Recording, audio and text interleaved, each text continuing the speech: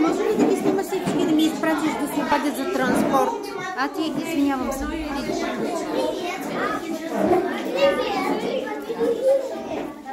Готови ли сте, скъпи деца? Да. Значи ще ви покажа как да направим красиви великденски яйца, които ще се качим на това дърво. И това дърво ще го подарим на дечицата до училище. Всеки ще направи по едно яйце за себе си и едно яйце за дечицата. Нали? Това ще бъде великденска декорация за децата.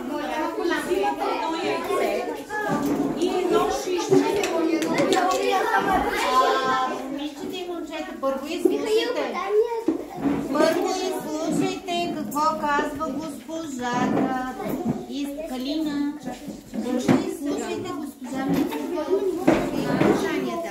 Взимате и с островото на шишчето, Боян, с островото на шишчето, дупето на яйцето. Нали знаете това печелото, това му е дупето. Слагате го в дупето на яйцето и почвате да въртите. Така ще да взирате шишчето и излезе от дупето.